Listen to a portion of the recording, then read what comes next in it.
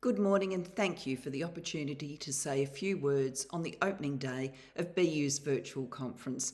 It's a real pleasure to join an event where two of my interests, education and mental health, come together. As many of you would know, education has and continues to be one of my great policy passions. I firmly believe a quality education is critical for the success and prosperity of each individual and our nation overall. I know I personally would not have been able to reach the office of Prime Minister of Australia without the benefit of a great education. I'm sure all conference attendees would agree that every child deserves the benefits that come through high quality learning. And I'm confident you would also agree good education and strong mental health go hand in hand to build resilience and emotional literacy. To see so many educators joining this discussion is testament to your dedication to the mental health and well-being of the future of our nation, Australia's children and young people. Ensuring the next generation have not just the best educational opportunities, but are able to learn in a supportive, inclusive and emotionally safe environment helps shape their future in the best possible way. But I acknowledge these last 2 years have been tough.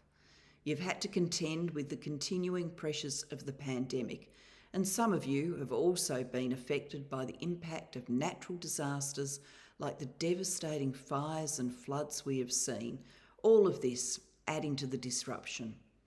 I would like to take this opportunity to thank you for your service, your courage through adversity, and your unwavering commitment to our children and young people. Beyond Blue is proud to stand with you, and we hope BU is supporting you. Since launching BU in 2018, we have had nearly 12,500 early learning services and schools and around 150,000 individual educators register. Independent research conducted for BU this year found 80% of educators feel mental health is one of the biggest issues affecting young people, and 94% believe good mental health is a prerequisite for learning.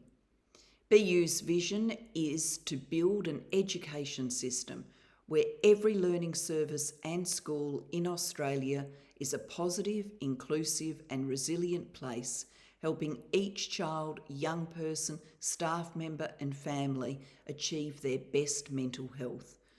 We know that 3/4 of mental health problems emerge before the age of 25. Early intervention is vital, and we're encouraged to see governments highlight the need for further investment in children and young people. But more needs to be done. Governments must make bold policy decisions as they look to institute a long overdue reform of our mental health and suicide prevention systems.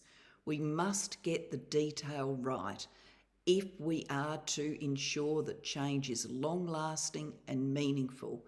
And part of that is ensuring governments work together to embed well-being in our education systems. Beyond Blue has 4 key policy areas we believe are vital for an integrated national approach that leaves no one behind.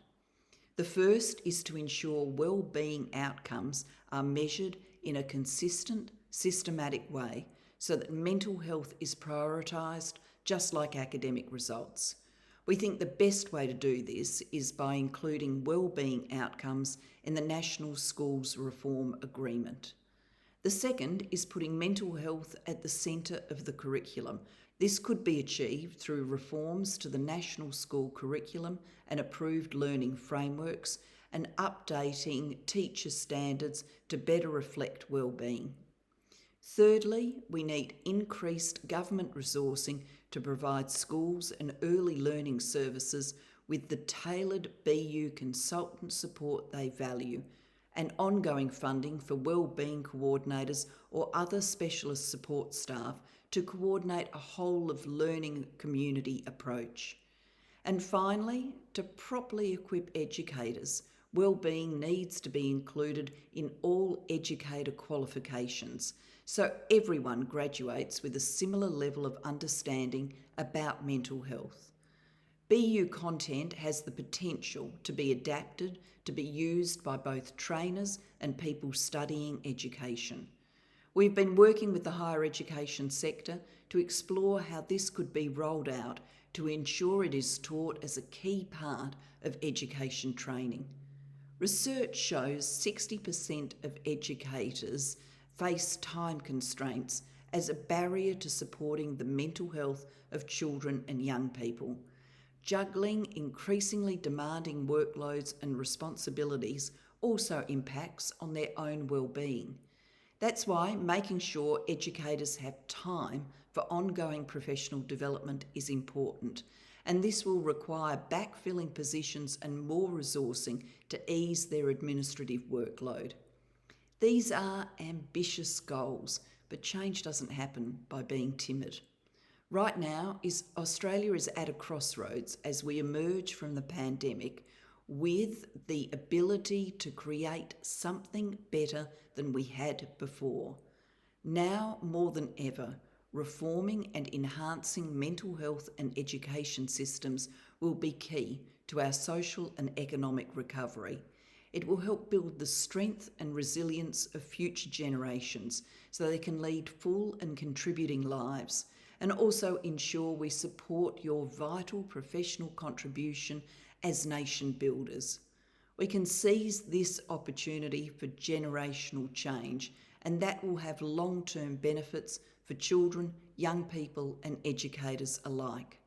I thank you all for the role you play in this important journey, and I hope you have a wonderful conference.